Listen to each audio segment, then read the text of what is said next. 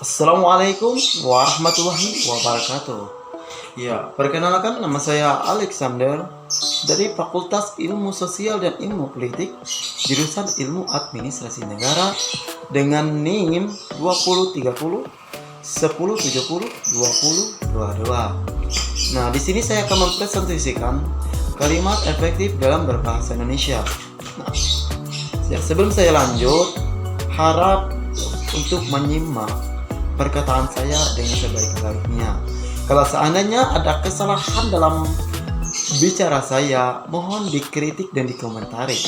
Oke. Pengertian kalimat efektif.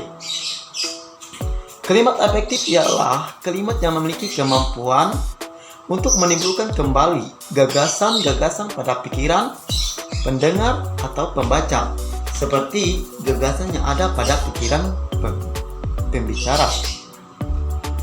Kalimat dikatakan efektif apabila berhasil menyampaikan pesan, gagasan, perasaan, maupun pemberitahuan sesuai dengan maksud si pembicara.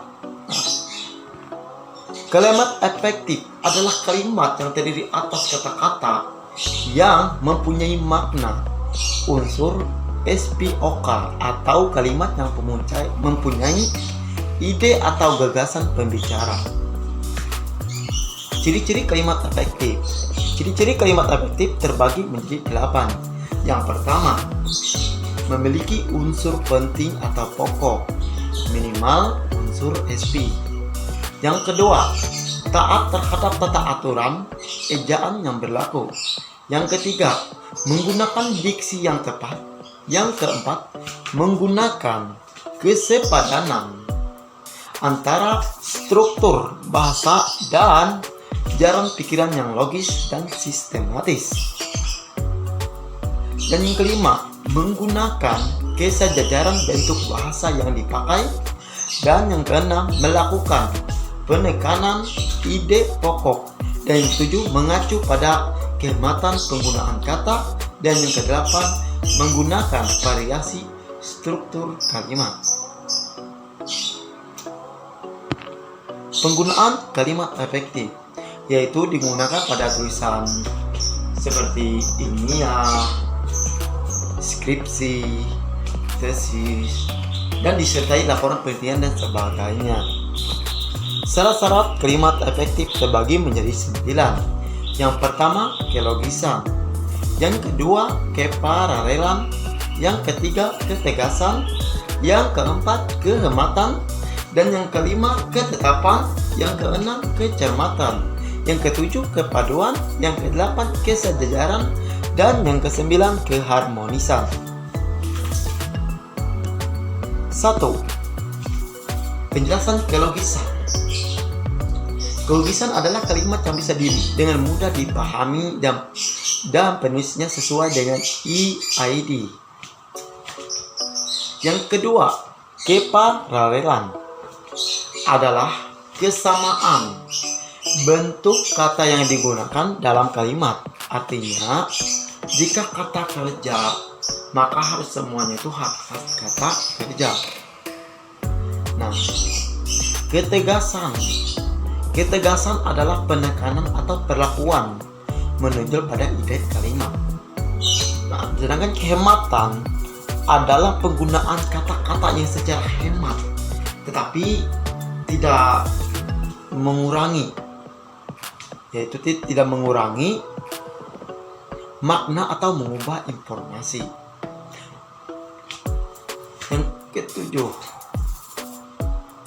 dan kelima, ketetapan ialah pemakaian diksi atau pilihan kata yang harus tepat.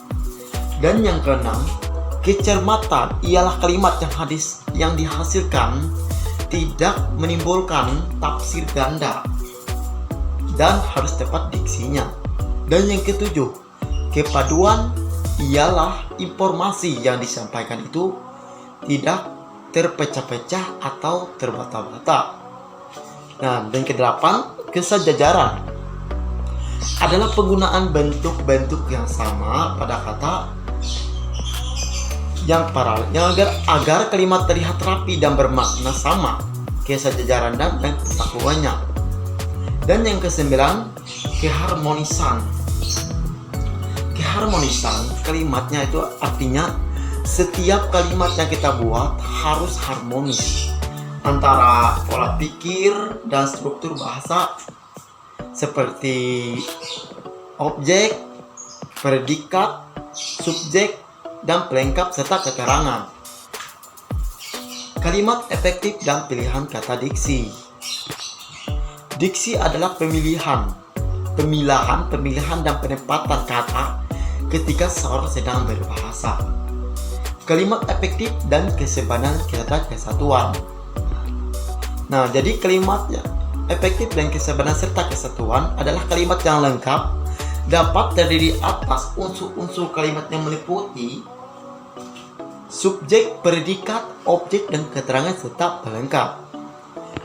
Kalimat efektif dan kesejajaran bentuk. Nah, jadi yang dimaksud kesejajaran bentuk ialah dalam penyusunan kalimat efektif ialah penggunaan bentuk-bentuk bahasa yang sama itu loh. Artinya konstruksi bahasa yang sama dan susunannya serial. Nah, kalimat efektif dan penegakan ide pokok ada tiga. Yang pertama, posisi kata dalam kalimat. Yang kedua, orontologis. Dan yang ketiga, pengulangan kata. Kalimat efektif dan penghematan kata. Yang pertama, untuk penghematan kata yaitu jangan pengulangan unsur kalimat. Nah, dan yang kedua, penggunaan hiponimi itu. Penggunaan hiponimi harus sesuai dengan jelas. Jadi variasi panjang pendek kalimat itu, kalimat yang pendek belum tentu mencerminkan kalimat yang baik atau efektif. Nah, dan sedangkan kalimat yang panjang pun belum tentu selalu rumit dan tidak efektif. Nah, jadi kalimat yang panjang pun karena yang akan diungkapkan cukup banyak dan perlu dirinci dari atas sampai bawah, itu secara jelas dan benar. Nah, jadi di sini ada dua pilihan. Pemilihan bentuk aktif dan pasif. Pemilihan bentuk aktif. Nah, di sini apa rasanya?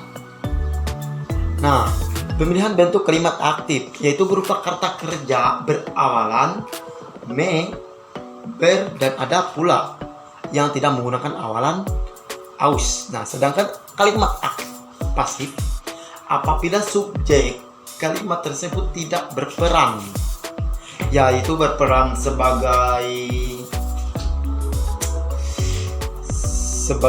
sebagai pelaku gitu loh, tetapi sebagai sasaran perbuatannya dinyatakan oleh predikat. Seperti karya ilmiah umumnya cenderung menggunakan kalimat pasif. Nah, oke. Mungkin itu saja yang saya dapat presentasikan. Kurang dan lebihnya saya mohon maaf. Kalau ada salah tolong di komentar. Billahi taufiq wal hidayah. Wassalamualaikum warahmatullahi wabarakatuh.